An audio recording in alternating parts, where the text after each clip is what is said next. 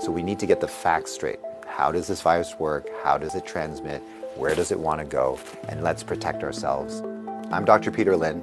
I'm a family physician in Toronto, Canada.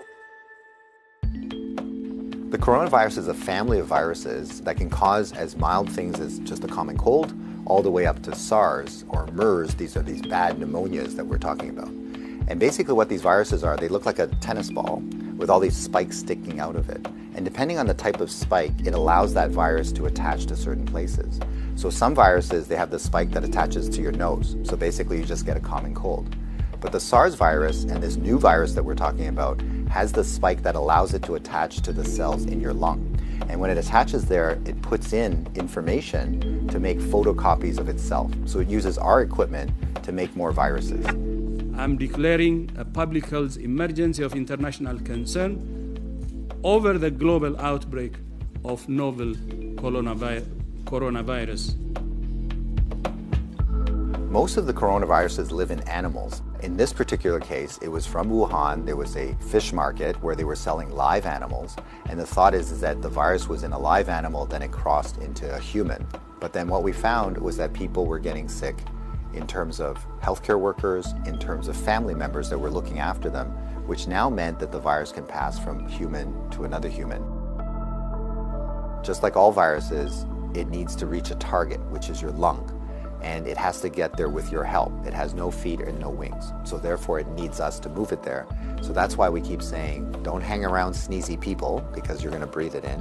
And don't touch your face because that's how the virus is gonna get in. The masks are helpful, but they're not necessary because they're leaky. The ones that you and I buy basically have pockets here, so therefore the virus can get in. What the masks really do is they stop us from touching our face. If you're sick, we tend to mask you, so therefore you're not spewing out the viruses to other people sitting around you. The true people that have the real masks are the N95. Those are sealed. These are for the doctors that may be caring for the patients. So in the beginning, the coronavirus will cause kind of like flu-like symptoms or a cold. So people just get the stuffy nose, that kind of thing. But you'll understand that as soon as that virus starts manufacturing in your lung cells, they're producing all these copies of the virus, all of a sudden now you kill the lung cells. So now you can't exchange oxygen. And that's why one of the early symptoms is people get very short of breath and they tend to have a difficult time breathing, and that's why they end up in hospital. So currently, unfortunately, we don't have a direct treatment for the coronavirus. So we don't have a medication that can kill it off. And so it's really supportive. So in other words, the patient can't breathe, we give them oxygen, help them to breathe. They can't drink, so therefore we give them fluids to support them. Their kidneys begin to shut down, we help them with all those things. So it's a very supportive process. This is a new virus that we've never seen before. So our immune system, our army, are having a hard time figuring out what to do. So usually what we have to do is we make something called antibodies. So these are things that can grab onto the spikes that we see on the virus, and it'll get rid of the virus for you, and that will actually bring you back to good health. So therefore the elderly may have a worse outcome, and of course the young children. So the babies, their immune system is not so good either, so they may not make those antibodies as well.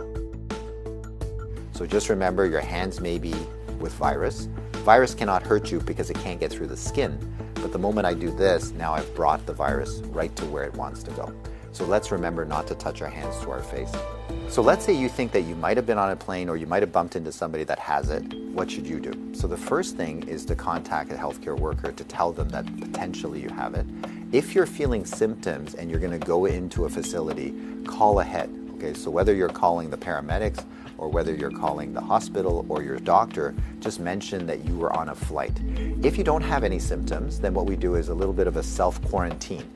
In other words, we can just keep you away from other people, and so you don't go into parties, don't go with your friends, don't go into public transportation. So we can contain it very easily by making sure that you do a self-confinement, so to speak, for the, let's say, 7 to 14 days is the longest incubation time. So after that, if you're feeling well, then you don't have anything to worry about.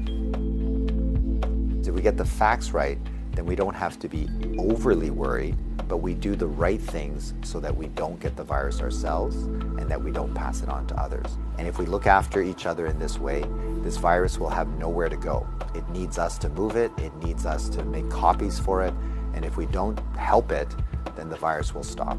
So we have the power to do that right now.